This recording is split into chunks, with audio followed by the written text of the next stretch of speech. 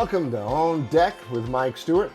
Join us for part 2 of discussing the Hargrave 125-foot semi-displacement motor yacht.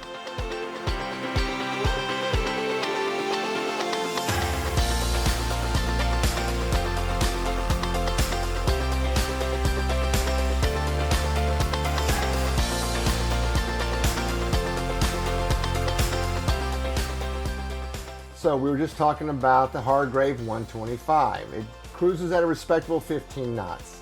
And as I was just saying, that's about as fast as that boat needs to go. Well, you don't need, a boat like that doesn't need to be going in 20, 25 knots. 15 is just fine. But it does top out at 19 knots, if that's what you need. Outrunning the storm, possibly. It's the only thing I could think why you need to go 19 knots. So it's got, like I was saying before, stabilizers, baby. So it does have Naiad stabilizers, 22 square foot fins, keep everything on an even keel. Backup. Let me just tell you right now, backups. Backup, backup, backup. Everything has to have a redundant system in place, I'm telling you. Especially when it comes to something as important as the stabilizer. You want a backup power system for the stabilizer. You want a backup hydraulic system for the stabilizer. Not that you're gonna have backup fins, because the fins hardly ever fail, but what controls the fins, what deploys the fins, the motors, the hydraulics, all that you wanna make redundant. You do not, let me repeat, you do not wanna catch yourself offshore in some shitty weather and the stabilizers go out. No. Been there, done that. It was not fun. It was a freaking carnival ride is what it was.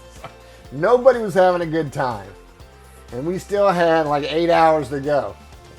No, don't do that. It is built, this yacht was specifically built under Jack Hargrave's rule that all his boats had to perform well at sea. Well, that makes, I guess that's, you know, that's like saying Henry Ford's made a statement that all his cars should perform well on the road. Yeah, that's kind of a given, wouldn't you think? Anyway, I don't know. That's kind of a stupid ass statement. But back in his time, Hargrave was America's preeminent yacht designer. He'd been working with Hatteras for more than 3 decades, and he designed the very first Hatteras, a 41-foot convertible for Willis Slane back in 1959. Jack Hargrave made the very first Hatteras, 41-foot convertible. Now, from the pod house, you just open up a large Lexan hatch, and we climb right up into the Flybridge Sunday. It's pretty huge.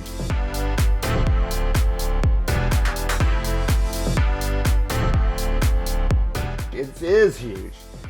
We've had 30, 40 people up there for cocktails. We've thrown some parties. We've had some celebrities, country western stars, movie stars, big time personalities. Yours truly. Been up there. It's pretty sweet. So there's a second helm station, obviously, up on the Flybridge. Would it be a Flybridge without a second helm station? I don't think so. There's the second helm station on the starboard side, and one advantage of the pod house design is that the crew can run the boat below from the pod house, leaving the upper deck to guests. One thing I'm going to tell you is up on the Flybridge running it, it's hard to see. You're gonna need some sort of sunscreen visor. Controls are virtually impossible to see, up there when the sun's out shining up on the Flybridge. So it's all line of sight. If you can't see the controls and you need to see the controls, you better get your butt down onto the bridge, because you're not going to be able to do it from the Flybridge. Yep, the hardtop provides shade over a country kitchen, a dining table, main bar, seating of six people can sit at the main bar, and then another intimate bar facing the spa tub. Forgot about that one. There is a little bar over there. Like I said, there's ample coolers, fridges, freezers, and ice makers up on the Flybridge. All right, so the overall length, like I said, 38 meters, 125 feet. It's got a 25-foot beam, 7-foot 9-inch draft. Very important. That's kind of deep, folks, for, Bahamas, South Florida, Gulf of Mexico sort of deal. But You're not going to just be able to pull in any old place. So break that down. That's 2.36 meters. All right, so it's considered a raised pilot house type vessel. It's a composite hull, composite superstructure. Displacement is 190 tons. So if you've got your 200-ton captain's license, you're good to go. It is powered by twin Cat C32 diesel engines. Crank out a respectable 1,875 horsepower each.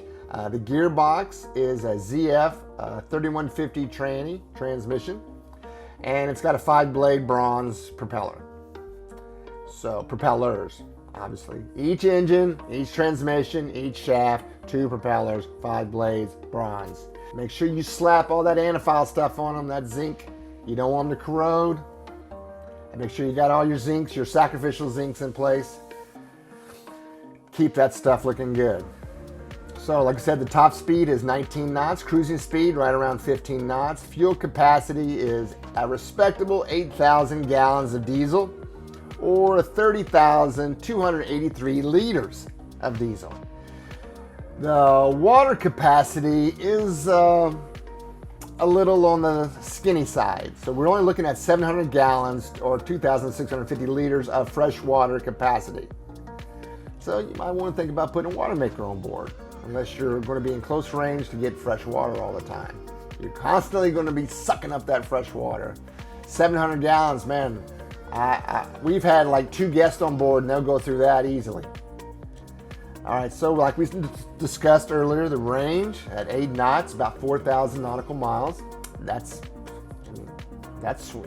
At one fell swoop, who needs to go that far? I wouldn't take it across the Atlantic or the Pacific or anything. Maybe the Gulf of Mexico, but from Texas to Mexico. But I would not take that boat across the Atlantic. I'm sorry, folks. No.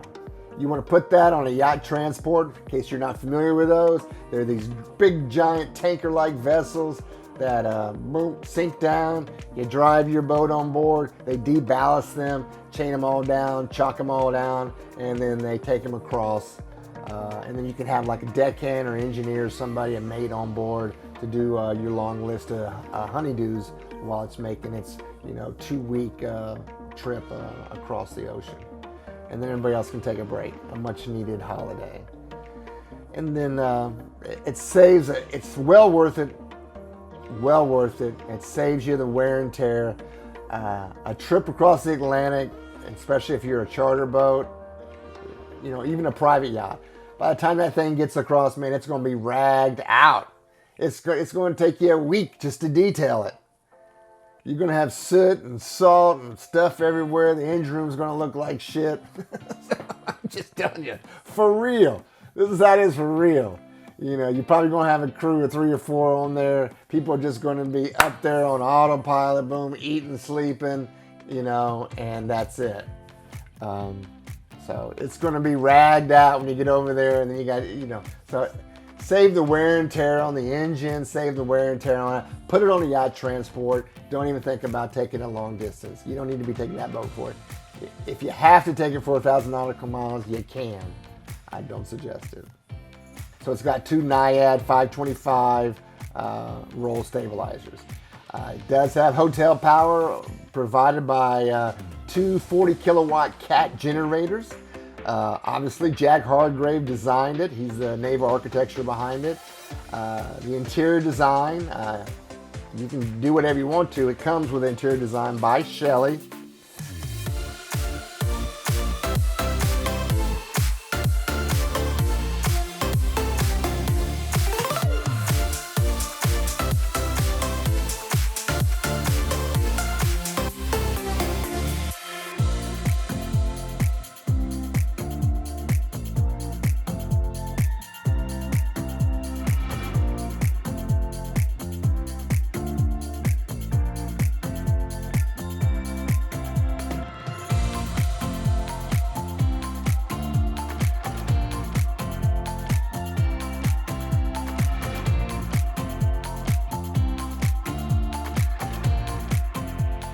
It was built, that model came out in 2013. and I was on a 2016 version, and it was pretty sweet. So there you go. That's the Hargrave. Hope you enjoyed the pictures. If you did, hope you enjoyed the commentary. And just hit the like button. Please subscribe. And we'll see you on the next edition. May your anchor be tight, your cork be loose, your rum be spiced, and your compass be true. What more can you ask for? Stay safe out there, guys.